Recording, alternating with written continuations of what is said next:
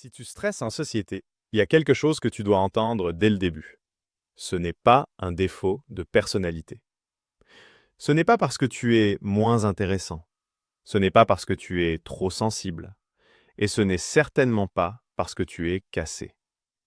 Si tu ressens cette peur du jugement, c'est parce que ton cerveau fait exactement ce qu'il a appris à faire. Et le problème, ce n'est pas toi. Le problème, c'est que ton cerveau vit encore dans un autre monde. Un monde où être rejeté avait de vraies conséquences. Peut-être que tu connais cette sensation. Tu es avec des gens, tout va bien en apparence, mais à l'intérieur, tu es tendu. Tu fais attention à ce que tu dis, à comment tu le dis, à ce que les autres pourraient penser.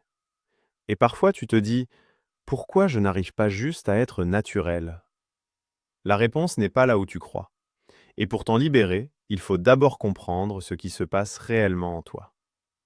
Étape 1. D'où vient vraiment la peur du jugement? La peur du jugement est l'une des peurs les plus anciennes de l'être humain.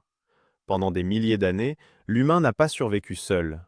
Il avait besoin du groupe pour manger, se protéger, exister. Être rejeté, ignoré, exclu, ce n'était pas juste inconfortable, c'était dangereux. Ton cerveau a donc été programmé avec une règle simple. Fais tout pour rester accepté. Et cette règle existe encore aujourd'hui. Quand tu entres dans une situation sociale, ton cerveau ne se demande pas «Est-ce que cette discussion va être agréable?» Il se demande plutôt «Est-ce que je risque d'être jugé? Est-ce que je vais perdre de la valeur aux yeux des autres?» Et dès que cette question apparaît, ton corps réagit. Pas parce que tu es faible, mais parce que ton cerveau croit gérer quelque chose d'important. C'est pour ça que le stress social est souvent irrationnel. Tu sais que tout va bien, mais ton corps, lui, ne le sait pas. Le plus dur à accepter, c'est que tu ne contrôles pas ce mécanisme. Tu peux te dire «détends-toi». Tu peux te dire «il s'en fiche», mais ça ne change rien. Parce que ce n'est pas une question de logique, c'est une réaction automatique. Et tant que tu ne comprends pas ça, tu as l'impression d'être en guerre contre toi-même. Étape 2. Pourquoi le monde moderne aggrave cette peur? Maintenant, imagine ce mécanisme ancien, placé dans le monde d'aujourd'hui. Un monde où tu es constamment exposé au regard des autres, même quand personne ne te regarde réellement. Réseaux sociaux, comparaison, images de gens confiants, à l'aise, sûrs d'eux. Sans t'en rendre compte, ton cerveau intègre une idée très dangereuse.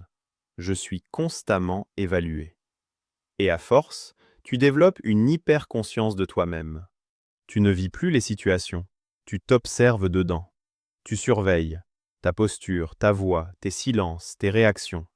Et plus tu te surveilles, plus tu te bloques. Parce qu'on ne peut pas être spontané sous surveillance. C'est là que la peur du jugement devient écrasante. Elle ne vient plus seulement des autres, elle vient de toi. Tu deviens ton propre juge. Tu te corriges en permanence. Tu te retiens. Tu te compares. Et ce combat intérieur te fatigue. Ce n'est pas que tu manques de charisme, c'est que tu es trop dans ta tête. Étape 3. Le piège invisible qui entretient la peur. Quand cette peur apparaît, ton instinct te pousse à te protéger. Tu parles moins. Tu te fais discret. Tu évites certaines situations. Et sur le moment, ça soulage. La tension redescend.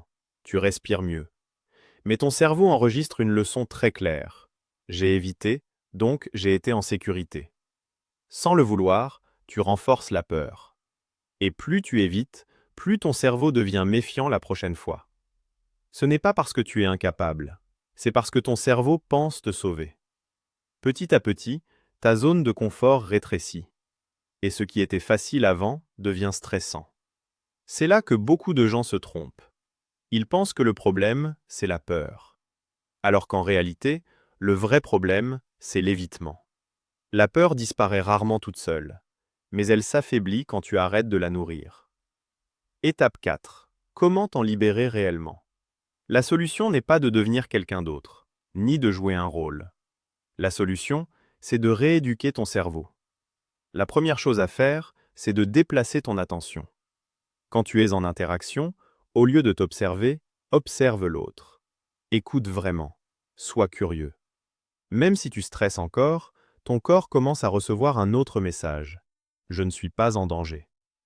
La deuxième chose, c'est d'agir avant de te sentir prêt.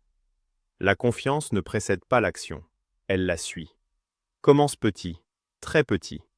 Parle un peu plus. Reste un peu plus longtemps. Exprime une idée imparfaite.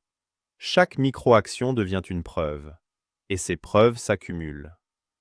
La troisième chose, c'est l'identité. Si tu continues à te voir comme le timide, chaque situation devient une épreuve.